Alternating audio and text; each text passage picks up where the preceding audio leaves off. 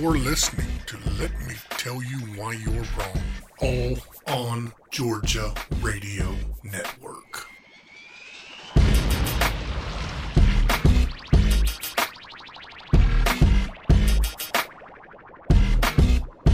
From deep inside the secret tunnels of Paulding County, this is the Let Me Tell You Why You're Wrong podcast, number 82. I'm Dave Roberts. With me, she is tired of your crap, local governments. Blogger, writer, TV personality, and all-around good egg, Jessica Szilagyi. I'm not sure truer words have ever been spoken. Like, I'm legitimately tired of their crap, your crap, all the crap. You know why people climb bell towers. Tell me why. I said, now you know why people climb bell towers. Yes, that's true. We have now been red flagged. I guess I'll just hand over my guns. Last week was the anniversary of September 11th, and we'd be remiss if we didn't at least recognize it. Jessica, where were you 18 years ago? I was in 8th grade. We were in language arts class, breaking down sentences. And I remember our teachers left, and they were all standing in the hall chatting for a few minutes, and then they came back in and explained what was going on, and they brought the TVs into the classroom so that we could watch some of the live footage. And I'm pretty sure that our school administration spent a little time figuring out if they were going to let us go home early. They ultimately didn't, but it pretty much consumed the entire day. I mean, we went on with our day, but it wasn't a normal day by any means. Where were you? At that time, I'd been in and out of the Army already, and I was an inactive reservist. I was a manager for South Trust Bank, which doesn't exist anymore, probably because they let me be a manager. I was rushing around. You know, it was early. It was before we opened. I was doing all the opening stuff, making sure all the tellers were doing what they're supposed to do, and they were all standing around the TV.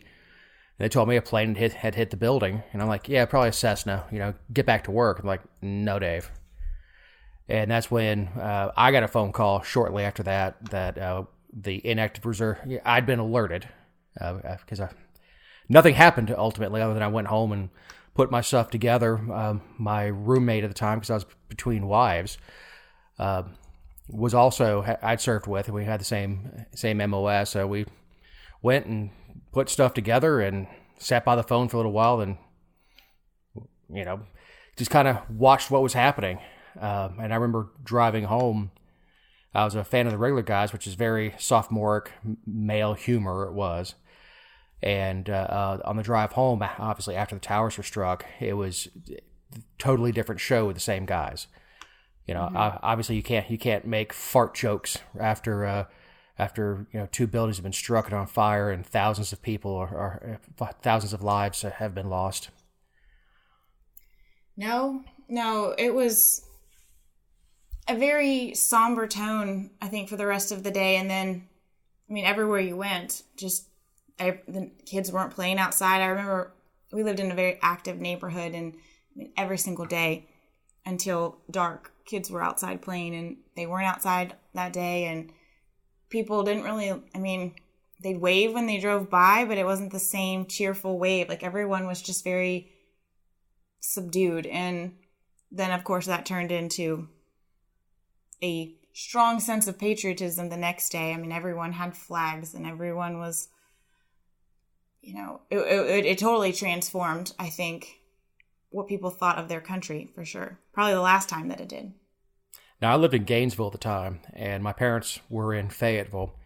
And that sometime that week, I went to visit them. I don't know if it was the weekend or whatever, but driving past Hartsfield, it was remarkable. There were no airplanes in the sky. Mm-hmm. Everything was grounded. It may have been that. I don't remember when exactly it was, but it was during the grounding.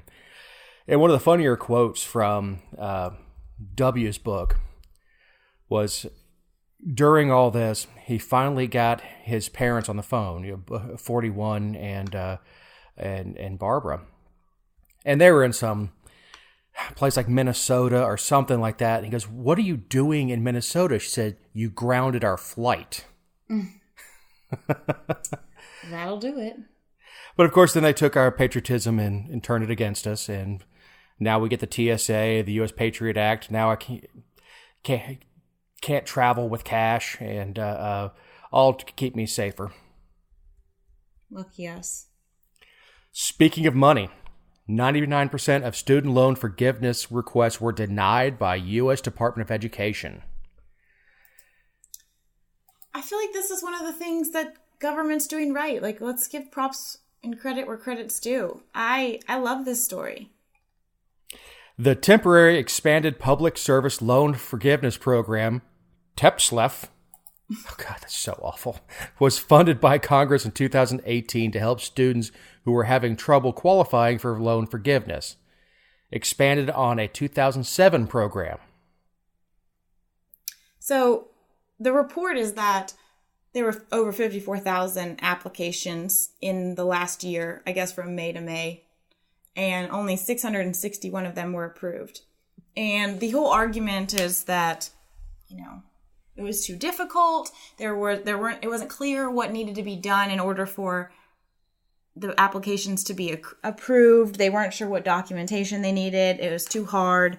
But I think it should be hard to get your student loans forgiven, first of all. And second, if 661 people were able to get it, at least through the process, to be approved, obviously it can be done. So I'm kind of having a little bit of a difficult time feeling sorry for some of these people. But, I don't feel sorry for any of them. I don't think loans should be forgiven. I have student loans, but... Right. Look, allegedly you're going to school to get into a career that is going to pay you. But these students are using student loans for things other than paying for school. That's right. And I told the story on the show before. I was at a kid's, I say kid because I'm old, but a young man's condo. And I was working on his air conditioner, and he was, not thrilled with, getting your AC fixed can be expensive. And I was standing there talking to him. He said he had $500,000 in student loan debt. How? From Life College. And I said, and I was looking at him because he bought a motorcycle with it. He used part of it for a down payment on his condo. He used it for living expenses. All sorts of ridiculous stuff. And I finally said, son, how many backs do you have to crack to make $500,000? He goes, well, usually the practitioner makes about $40 after everything's said and done, $40 per adjustment. I said, do they teach math at Life? Because you are never going to have your own practice. Right. There's just no way. Math doesn't add up because the interest continues to accrue. And now we're told that we're supposed to make it easier for him to get that $500,000 forgiven because he made very poor decisions. And he's a doctor. Yeah, we've talked about student loans for a long time, probably since this show started. I took out student loans. I'm lucky that mine are not several $1,000s a month, but it was something that I took out willingly, and I took out knowing how much it was going to be. When the only surprise that I had was that the Obama administration, and during his tenure, they doubled the interest rates. And it didn't matter if you had signed a contract saying that yours was going to be 3.4%. It was now 6.8%. There were no negotiations, and it affected everybody.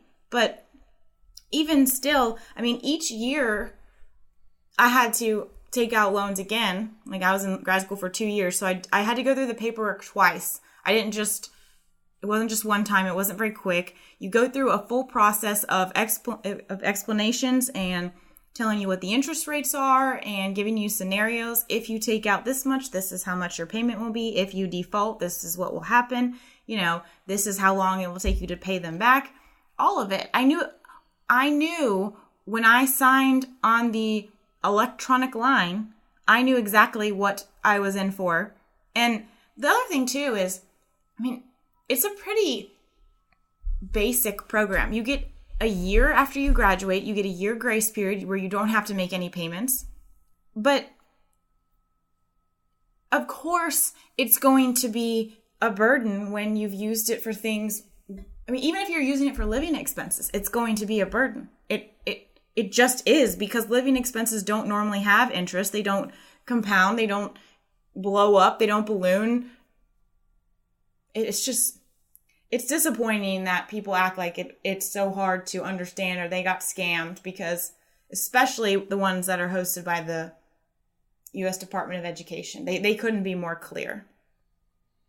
Yeah, didn't they make you like watch a video or something? Yes, it was technically like a PowerPoint, but yes, it ran like a video. It was like 30 minutes long. I mean, it wasn't just some, 3 slides and you're done. It was in depth and boring and repetitive and in depth and boring. Yeah, I know what I'm like. If you plan on paying them back, then it's pretty, it is pretty boring. It's pretty elementary.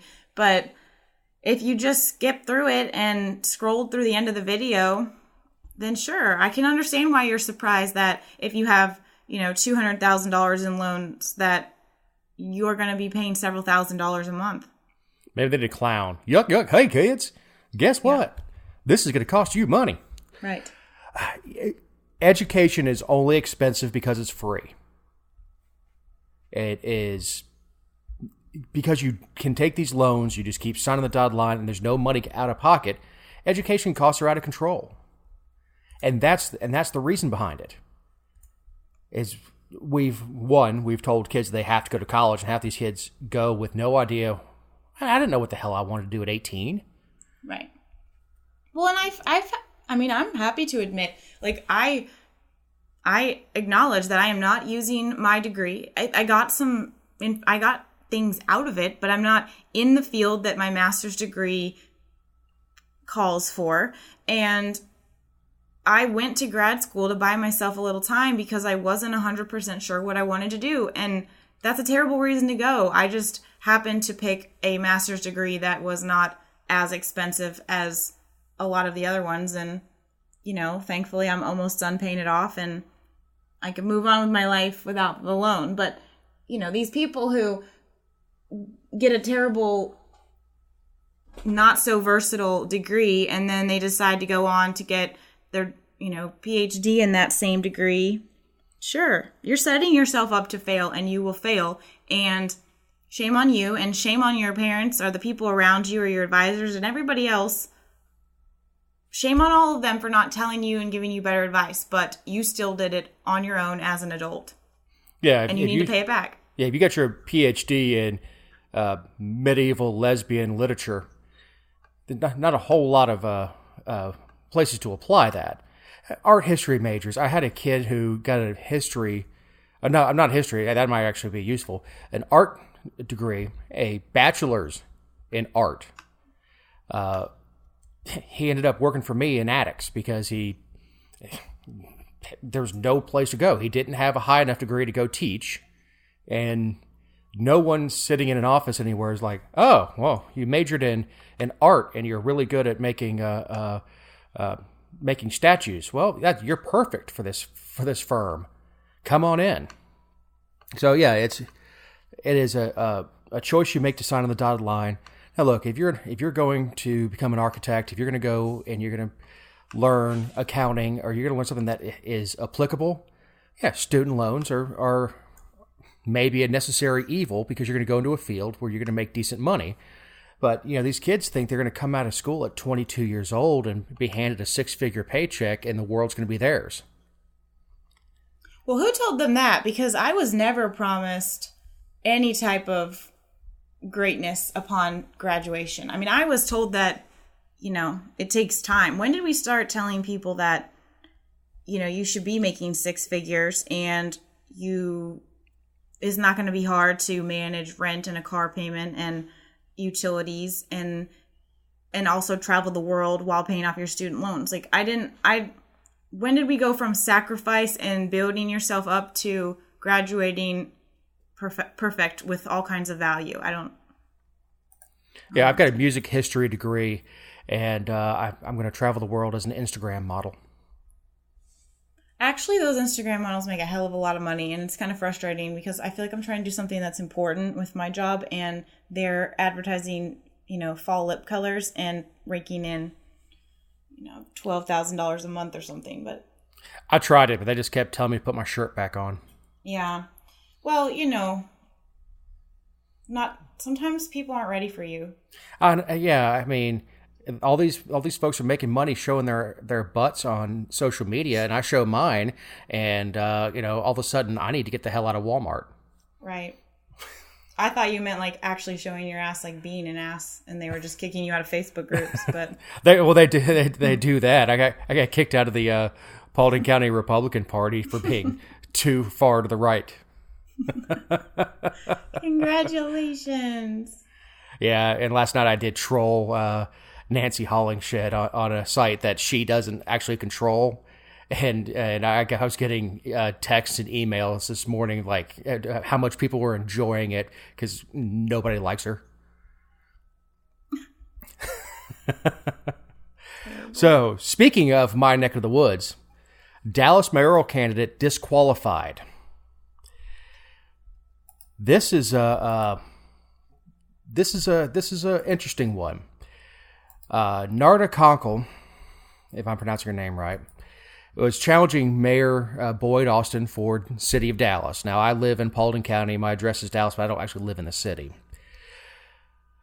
He has been mayor for 6 and going for the 7th 4-year term of being a mayor of this little sleepy town. And you have to wonder where the money is to make you want to do that. He challenged her residency. She moved into one of her commercial buildings. She's a realtor. And finished off an apartment as her residence. And he challenged her her qualifications to run for mayor. And Jessica, came down to she didn't pull a permit before refinishing her bath.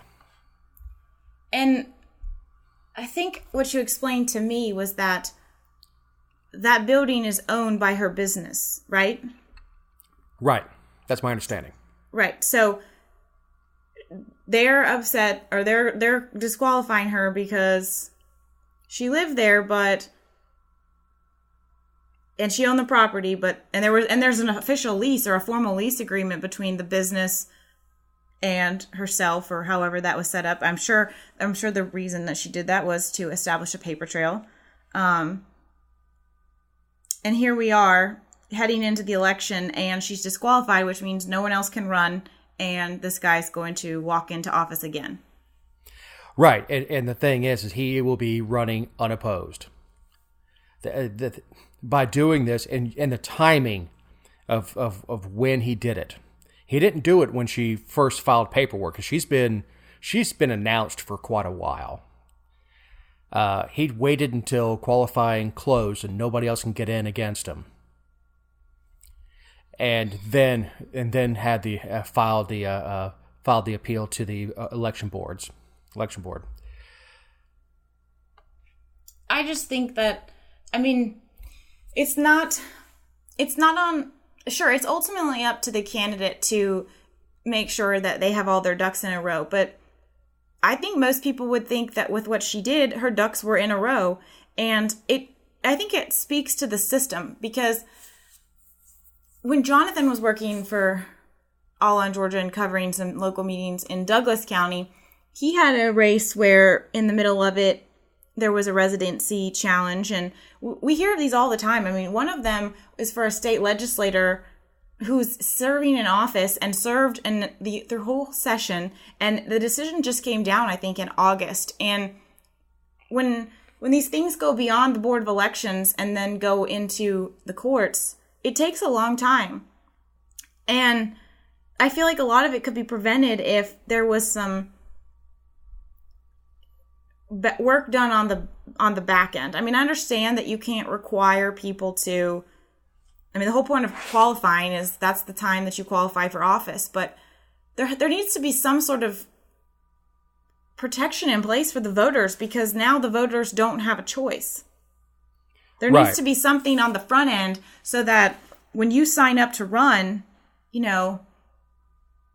move qualifying back a week so that you can have people qualify. There's like a grace period where, where there's a residency confirmation where you actually proactively confirm that everything is in place. And if once that period passes, you cannot challenge someone's residency.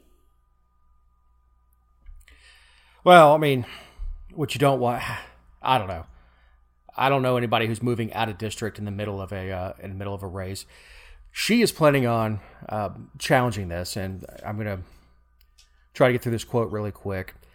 Hello to all Dallas City residents, friends, and family. You may have heard my candidacy for the office of mayor was challenged by the current mayor of 24 years because he claimed that I do not live in the city. Even though I have lived in the city for more than a year and I was approved as a voter by the Board of Elections at my address in the city, I just learned that there was supposedly not enough information for the board to determine where I live. The next step is to ensure I am on the ballot is to file a petition in Superior Court, which I plan to do with the help of my attorney. I am very optimistic about this process and appreciate all the words of encouragement. When I decided to run for office, my team and I knew it would not be easy. Again, thank you for your continued support as I continue to fight for what is right. So that's obviously very generic because I'm assuming that she doesn't want to give away too much information about what she's planning to do. And that may be, she may not 100% know what she's planning to do to challenge this. But again, this election is like, you can't go back and undo this election. It will be another 4 years before people have a choice. Right. It's not even like you can write somebody in. Write-in candidates have to be qualified also. Well, and it's also not like she moved out of the district. I mean, everything's in place, and this is happening because of something, because of a property rights issue anyway. I mean, most of us can agree that if you own a building and you personally want to live in it and you're not selling it out for commercial purposes, you should be able to do whatever the hell you want. Right. And so not only is it a ridiculous reason, it's a reason that most of us don't agree with anyway. So there you go.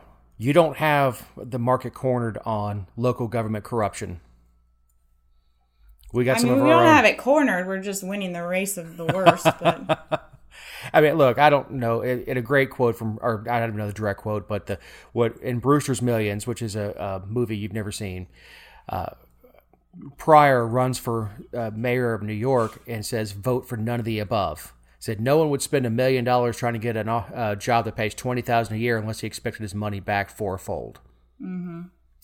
So he has put a lot of effort into making sure he holds this little city, which this election has 1,000 voters in it. This is not a huge election because he keeps his power position on the Industrial Building Authority.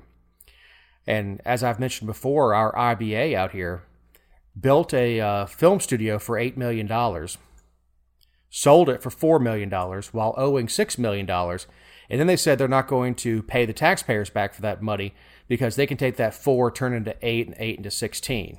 Ah. Yeah. Congratulations. Yeah, I know. I guess they finally got in touch with that Nigerian prince they're related to, and they're going to go ahead and send him that $4 million so he can double it and double it again. Seriously though, that's just it's really just disappointing. Imagine, she must feel very defeated I'm glad she's going to fight it, but imagine wanting to prepare and change issues that are affecting your community now and being told that you've got to wait 4 years. Yeah, and look,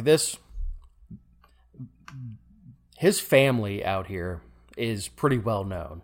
His brother was the county chairman when the airport was built. And oddly enough, his name is on all the real estate signs around that airport.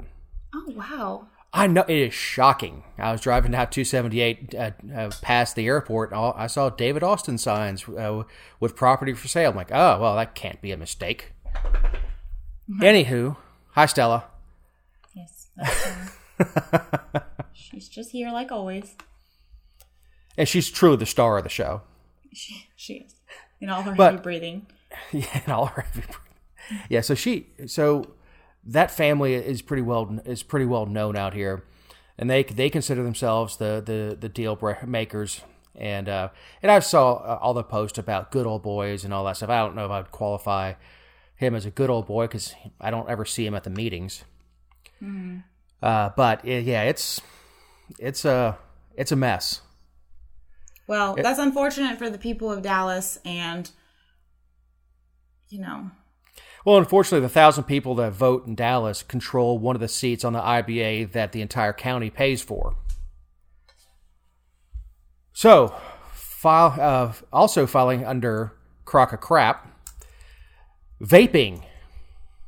The Trump administration has decided to go after tasty vapes, saying that this crisis of, I think we're up to 6, Jessica? 6 deaths. Yes, 6. From vaping. And he is using this as an excuse to go after the vape industry. 6. 6. 6 people. That's what we're acting on. 6 people who did something voluntarily. Right, and we're told this is an epidemic. That hundreds of thousands, if not millions of people are using vape devices, and we've lost 6. We just lost Eddie Money to throat cancer. People die of smoking. Hundreds of thousands of people die of smoking from smoking every year. We lost 6 to vapes, and all of a sudden it's an epidemic. But here's the rub. Nicotine vapes, which is what Trump is going after, are not the culprits that have taken these 6 lives. Those were illicit THC marijuana oil vaporizers that are causing the problem. I just don't understand why. I mean, I do. It's all about money. It's money everywhere. It's always money. But I don't understand why people are buying into it. First of all, if you don't vape, then what do you care? If you do, then exercise some responsibility and some caution and do a little research on what you're putting in your body. Right. When these things first came out, and I was being told that it's just water vapor, man. It's just water vapor. I was like, yeah, well, water vapor doesn't smell like Fruit Loops. So there's something else in there that's giving you that taste. But, hey, as somebody who is not a smoker, I totally support these vapes because I can go to a bar and people can vape, and I don't wake up the next morning with all my clothes smelling like an ashtray. Mm-hmm. We're about the worst people to talk about this because, if you want to use drugs, use drugs. If you want to vape, vape. Weed stinks so bad, I'm willing to give up those 6 lives so that someone can smoke weed and not smell like a skunk sprayed the entire neighborhood. Yeah. Selfishly, I don't want to smell it. But 6 of all the hundreds of thousands of people or millions of people who vape, and then we're told it's for the children. Sure. And we were talking about this at another time about how, it used to be that smoking in kids was a problem, and it still is a problem. And the way that you handle that is to make it so that they're not permitted to buy it if they're under 18 or whatever the age may be, and depending on the store now, that the parents handled it and that the school administration handled it. You didn't need a law or a regulation to keep it off the market entirely. That would have never happened.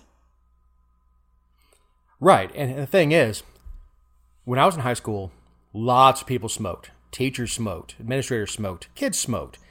It was widely accepted. And same thing with dip.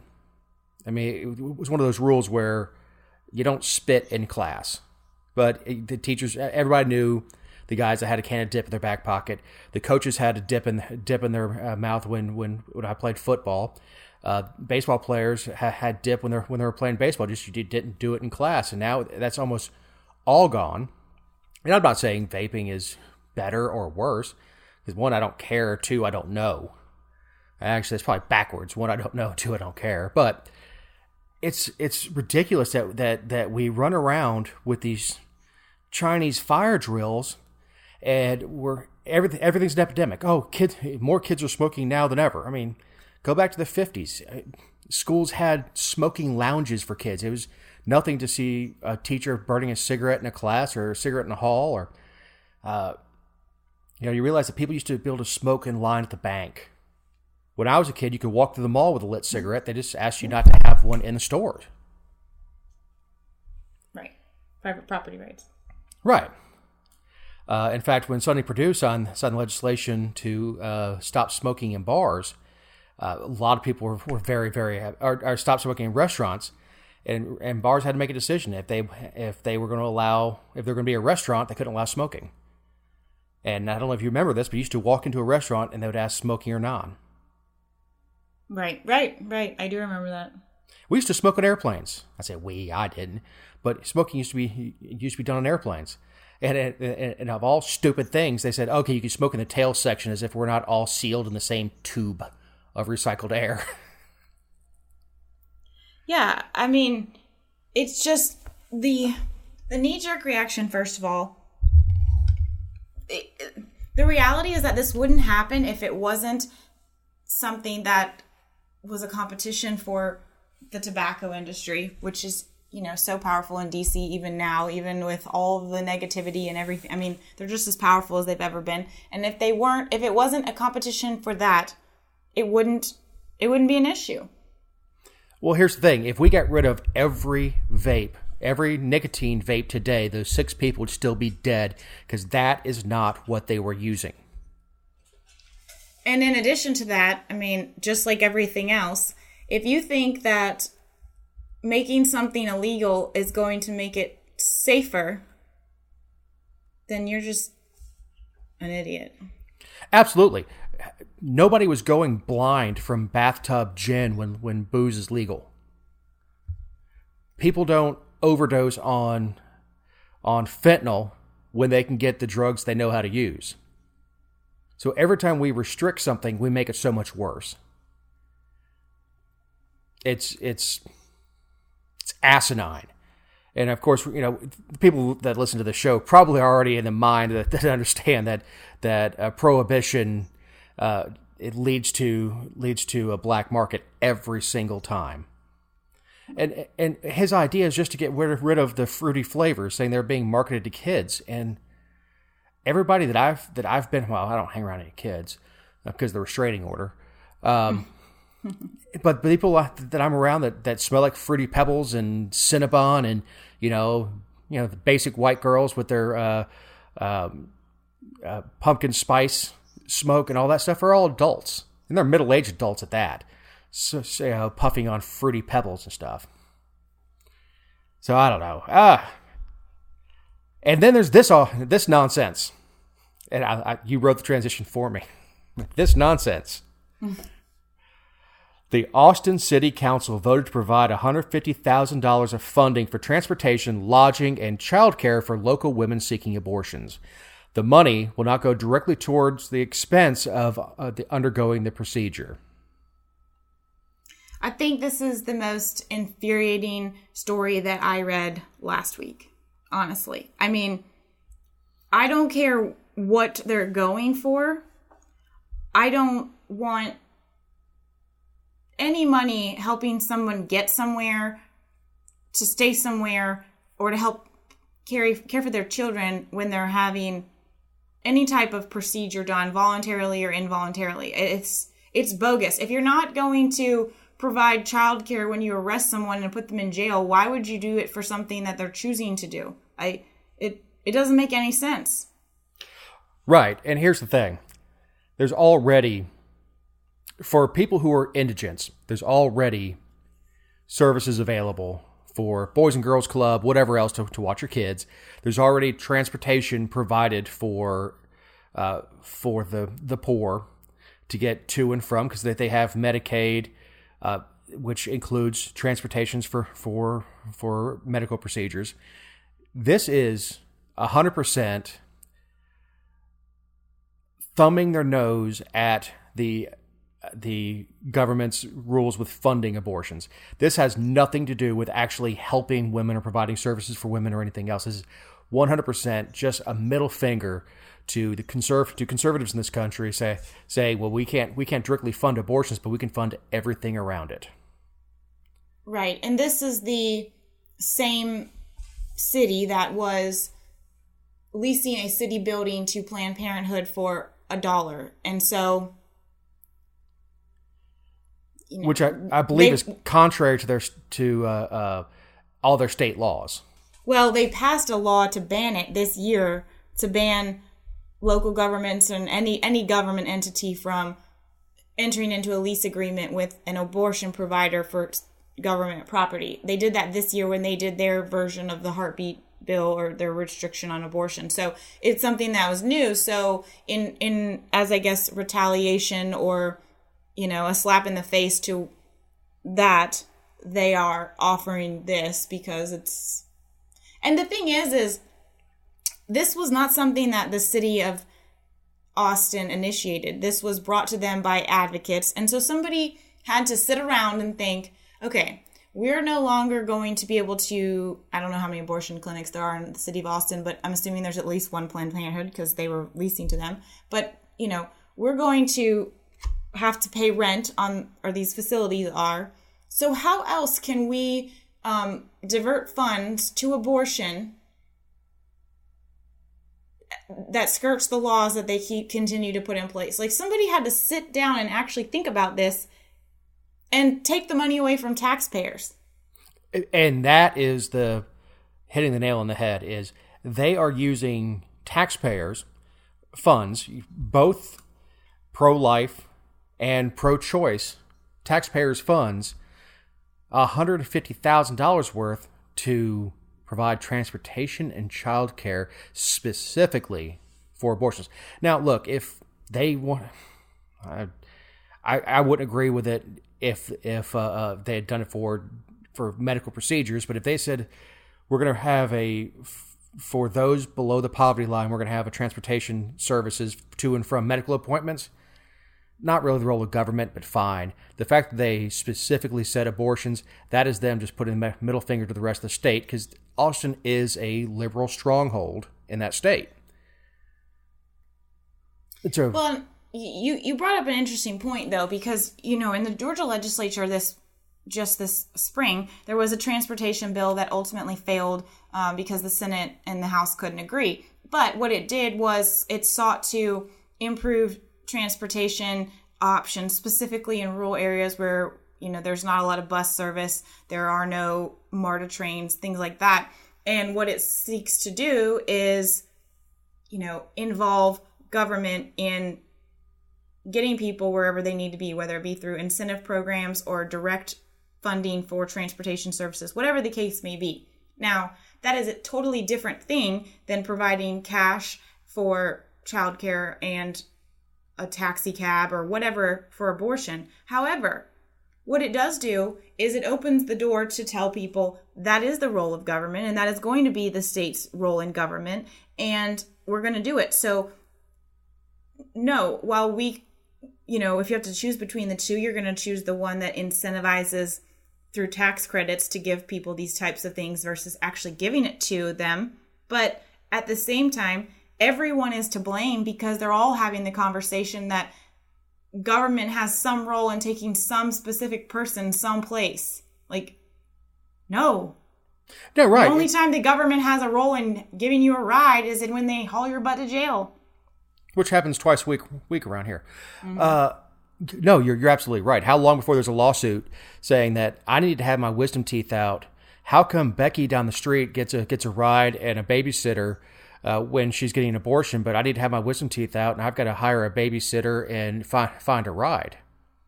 Well, and here's another question. I mean, we don't know much about, they just did this, so we don't know what the program's going to look like, how it's going to be implemented, but are they going to give people an average? Are they going to cap the distance? Are they going to cap the number of childcare hours? I mean, there's a difference between having a a chemical abortion with pills versus surgical. Like, there's all these factors that you're taking into consideration that you're now going to have to legislate as a municipality, unless you just hand over $150,000 to be used through, to an entity for whatever reason, which is even worse because there's no accountability for it. And that just sounds like a whole lot of liability that, as an individual and as a council person or a city employee, that I would not want to deal with. And here's the thing: that's exactly what's going to happen. Is they're going to sign a check over to somebody and say, "Okay, well, you're in charge of childcare and transportation, and so somebody's getting paid." Mm-hmm. This is a good time to say these are our opinions, and not necessarily those of all in Georgia. But I will say for me, you have to follow the money. Somebody's getting paid. This is not just altruistic, because they could do the same thing San Francisco did. I think it was San Francisco that designated the NRA a terrorist organization. They could have just had the city of Austin could have had a declaration saying that the state is wrong and we support a woman's right to choose. It would have been done. Wouldn't have cost anybody a dime. Everybody would walk out of the meeting, shake each other's hands, and go, "What a good job we're doing!" And the taxpayers would have been saved $1.50. Mm-hmm. So, speaking of wasting government money, Jessica, you had a great story last week about the Claxton-Evans Chamber of Commerce. Yes, these people are giving me heartburn for sure. In Evans County, which is a county that I cover routinely for work, they have about 10,000 people. The county seat is Claxton, which is home of the Claxton fruitcakes. They're not affiliated with this. They're not to blame for anything. Just want to make that clear. But that's what we're talking about. And then they have 3 smaller cities: Belleville, Hagen, and Daisy. And all those cities are, a couple hundred people. Very small, very, very small area. Small county. Yes, go ahead. Oh, I've got baseball on in the background muted. And when you said the Claxton fruitcakes, I thought you were talking about a minor league baseball team or something like that until like, oh, yeah, people actually eat that stuff. Yes, people do. They really do. But, so anyway. Dave. Yeah, Dave. Dave's an idiot. Just look back at your game. No, so it's one of the smallest counties in the state, and they're not the people aren't, there's a lot of people below the poverty level, but the county itself isn't destitute. It just uses money very creatively and in a limited manner, and they don't have any extra money. They're already propping up their hospital to keep the doors open. They're constantly looking for grants and things like that. They don't have a lot of money. So the Chamber of Commerce went to the city of Claxton and requested funds, as they have for the last few decades, to the tune of $19,000. The city of Claxton said, "Sure, no problem. We'll give it to you. Again, here's your check." They also give them a building to work out of that is well below the fair market value in terms of cost for monthly rent. They help them with utilities, all these things. They just, whatever they ask for, they give them. The county, on the other hand, has been more reserved and has in recent years stopped funding the chamber directly because they have the county and the city share a full-time economic development authority, which is an entity created by the state legislature that does almost everything, if not more, than a chamber of commerce does, except there's no membership dues. And so the commissioners have instead been diverting the money that they send every year to the Economic Development Authority, because that is the organization that is responsible, and not only responsible, but legally and constitutionally through the legislature supposed to do these economic development activities. The chamber decided to ask for the money anyway this year from the commissioners, and the commissioners said no. And you would have thought that, all hell has broken loose in this county over the fact that the commissioners don't want to send money to the Chamber of Commerce. Had they sent the money, the chamber's budget would have been comprised of 43% tax dollars. 43% for a small chamber that has only, a few hundred, not even a couple hundred businesses in the county. Not that many members relative to other areas, just because of demographics. That's not a dig. It's just a reality. 43%, over $50,000 a year would have been tax dollars. Okay. First of all, and we said this, we talked about it off air. The Chamber of Commerce is a business social club. Yes. I'm a member of the Paulding County Chamber of Commerce. Dr. Cool is, and I enjoy it. I mean, I enjoy going. I'm on the governmental affairs committee, and I'm fairly active in it. But that's my choice. That is, that's not Dave Roberts as taxpayer funding the chamber. That's Dave Roberts, business owner, who's funding the chamber. You guys have, what's the population of Evans County? 10,000. Mm-hmm. We're 150,000 up here. So our chamber numbers are a little bit bigger, and they're still always asking for money because they're always looking next door. Go, well, look how much money Cobb has. Look at all the cool events Cobb has. That chamber down there, as far as services they're providing their members, they don't even have a list of members. Out here, if I have a need, if I need a plumber, and I say that because I had a plumbing leak yesterday and I had to go and fix it. But if I need a plumber, I'm going to go to the chamber first. And people do. People will call the Chamber of Commerce and go, hey, who do you have for plumbers? And they'll supply a list of plumbers. Or you can go on the website and you can pull up all the plumbers on the website. Well, you can't in Claxton because you click on members and it says, we'll be updated soon. You look at the events. They don't have events. The quotes in your article, the threatening quotes like, you're going to regret this. Like you're talking about, it'd be like, we're going to close the hospital. Hey, you guys are going to regret closing the hospital. No, you're going to regret this. Who's going to have ribbon cuttings? That's right. I don't know. I mean, let's I assume you have a Walmart down there. Go, you probably have more Dollar Generals. But yes, we do have an unfortunate number of Dollar Generals. Everybody does. So go to Dollar General, get a blue ribbon and a pair of scissors. Okay, well, let's subtract that from 150,000. That leaves $149,980. Problem solved. And chambers in small areas like that, small population such as 10,000 could easily do away with all full-time staff and it be an all online volunteer social club. We get together once a month, and if the city's allowing you to use their community center, get together once a month for a luncheon. A local restaurant kicks in the food, or everybody kicks in $100, $100 a year for the food at the luncheons, and do it that way. There's no reason for the city and the county to be kicking in. What was the number you gave me? $50,000. More than that, yes. And then you consider, the other things along the way where they help sponsor events and donations for little things here and there. I mean, it's asinine, and to me, it's offensive because I go to all the commission meetings and I go to all the council meetings, and I watch the commissioners mull over what services to keep and what services to provide each year. And I watch them slash the budgets as costs go up and they're dealing with health insurance costs for employees. And I watch them try to recruit employees and retain employees, and they can't. And then you go over to Claxton and they're literally running the city into the ground, and everyone gets a blank check. I mean, they donate to charities all the time, which is 100% illegal, by the way.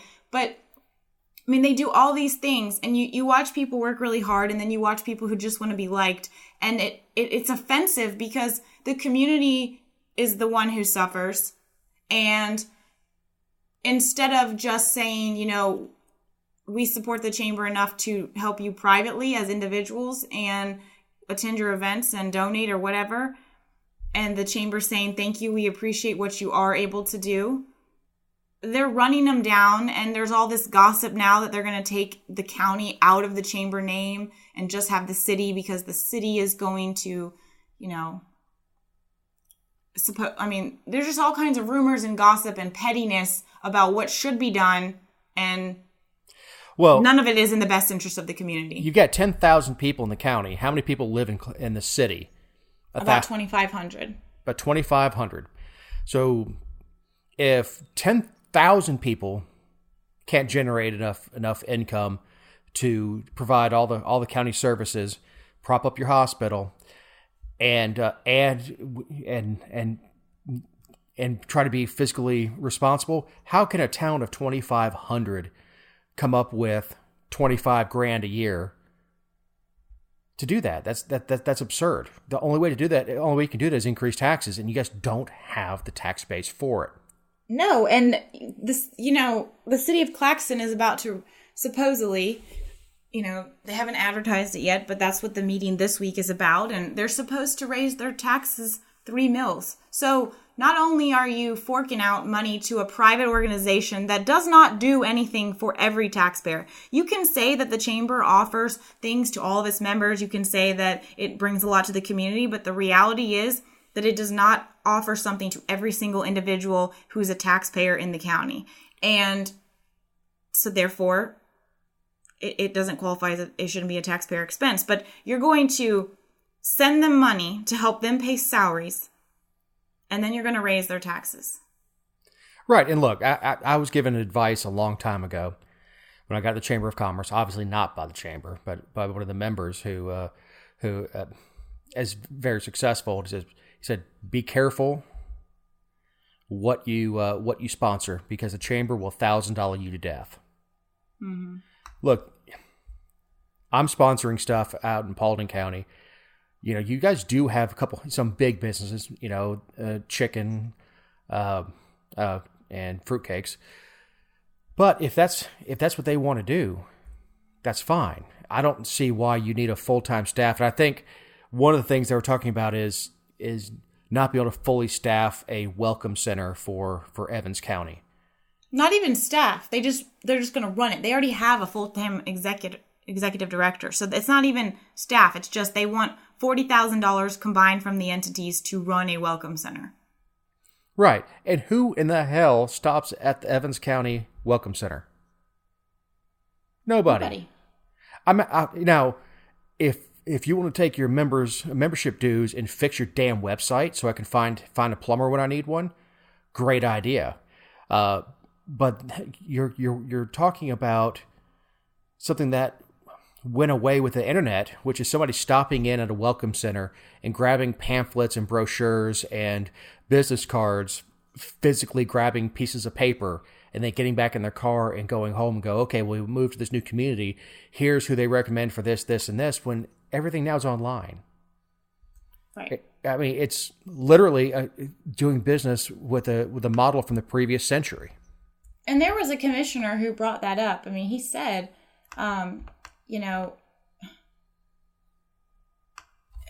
he said that. He said, your website is your welcome center now. People aren't walking in asking for paper documents. They're not stopping by. They want what's easy and accessible and what they can obtain without having to talk to anybody. Well, my preference is always not to speak to anyone. Amen. But, my love of the human beings is not all that great. Well, but to the chamber thing, I mean, in the funding, it's offensive to me that, and I think it's offensive to a lot of people in the community, that there's such a sense of entitlement. And, this isn't over. I'm sure we're going to hear about this for a long time to come. And it's unfortunate. It's unfortunate that people feel like they're entitled to other people's tax dollars, but it's no different than someone who's on welfare or receiving subsidies or anything. It's all the same. Oh, sure. And here's the thing. You're going to regret this. Oh, yeah? Go fornicate yourself. Mm-hmm. You can tell me I'm going to regret this. No, the taxpayers are going to regret not having the $25,000 or whatever it is in their budget when they have to get a tax increase in order to maintain the same services, trash services, and everything else. Now, this is not just a Claxton Evans problem. The agenda meeting for the Little Rock City Board this last week included a resolution for the city to pay the Little Rock Regional Chamber of Commerce $300,000 again this year for, quote, economic development consulting services. This show would be so much better if I could speak. Well, and obviously, Little Rock has considerably more money than Little Evans County, but still, I am just, it is baffling to me that anyone in elected office thinks it's a good idea to divert money to an entity that cannot be audited, you cannot hold them accountable. You can earmark things and hope they do it, but if they don't, what are you going to do? Ask for the money back? I mean, you can't do that. So it's irresponsible. Anybody who's elected who's willing to just send a check to someone else and say, good luck, thanks for partnering with us, is just as irresponsible as someone who spends the money themselves. Well, yeah, and here's the thing. They're giving it for economic development consulting services. That's what the chamber does anyway. So that's like paying a dog for scratching fleas. That's a very good point. They are supposed to do these things. Why do you need tax dollars to do it? That's why you were created. Right. And, we get the case where, and you alluded to, that the Supreme Court has ruled that chambers of commerce are exempt from Freedom of Information Act requests. So we can't even find out where that money goes. Right. Now, maybe as a member... As a member, you can ask for stuff, but they don't have to give it to you. And even the board, the board would be the ones that would have to ask for a detailed accounting of it. But as for the public, and then you'd have to rely on someone of the board to publish it or leak it or whatever the case may be. But from a taxpayer perspective, all they have to do, I think it's just a minor, same reports that, or not even same, I think it's less extensive, that, nonprofits have to do. They publish their IRS documentation, but. Right. So I can get a Freedom of Information Act request to Paulding County to find out if they sent the chamber any money, but I can't demand. I can request. I can't demand that information from the chamber because it's private, and nor do I want them to have to do that. And the only caveat to that would be I want 100% accountability with where the taxpayer money would go. The back on Little Rock, $300,000 for economic development consulting services. That's absurd. First of all, nobody's moving to Little Rock for the Chamber of Commerce.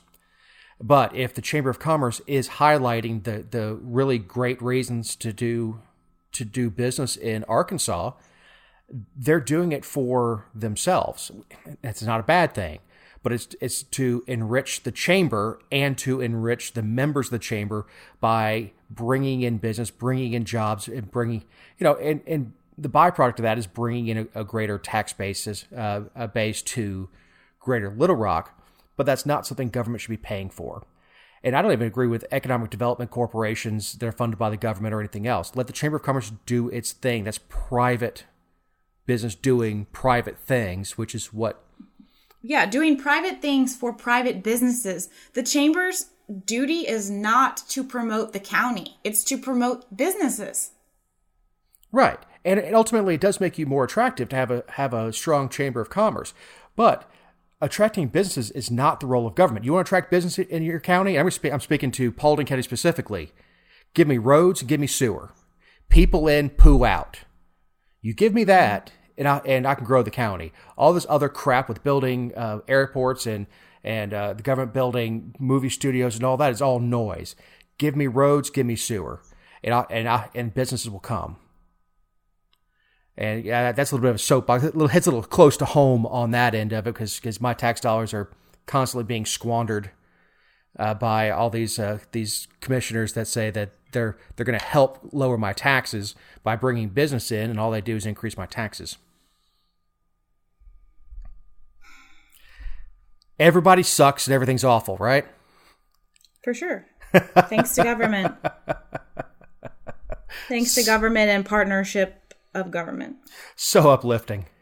So uplifting. If you like what you hear, and you like to hear me get angry about government, and like to hear Jessica being fed up with everybody's crap, please like and share us on social media. Give us a rating of 5 stars or 4 stars, if that is the maximum, on whichever platform you use to listen to us. Jessica, do you have a closing thought? I just want to give a shout out to Democrat State Representative Valencia Stovall. She sent out a tweet over the weekend just announcing that she washes her own car. And so I just wanted to commend her for that, because apparently that's news. I don't. I pay somebody to do that. Well, you're not, I guess you wouldn't make a very good, elected official, because you're supposed to fake it like you're just like the rest of us, Or it's I support another business here in Paulding County and support another family by letting someone do something that I really don't like to do and keep my views looking good. No, the politically correct way to say that is I support local businesses in the chamber, so your tax dollars don't have to. You gonna work on my campaign? No. You're a snot. I've got 2 women in my life that don't want me to run for office. You and my wife. Team Connie. My closing thought is Choose VA is a marketing campaign by the Veterans Administration. They are spending a lot of money producing commercials, and I don't have the number because I haven't looked it up, but I know how much it costs to advertise on TV, to choose VA. We don't choose the VA. We're stuck with it. How about taking whatever money you're putting into marketing the VA and put that into providing decent care for the veterans that need it? It's a disgusting waste of government money to advertise themselves, because they're not advertising to vets. We know what the VA is. They're advertising to everybody else to tout how good they are and what they're doing for vets. Take that money and spend it more wisely. I think it's fairly repugnant to sit here and watch an NFL game, which is really expensive to advertise on, and see the government spending money that could go to help people that need it, and patting themselves on the back on why they choose VA. So, up yours, VA. So, for Jessica Szilagyi, I'm Dave Roberts. Have a great week.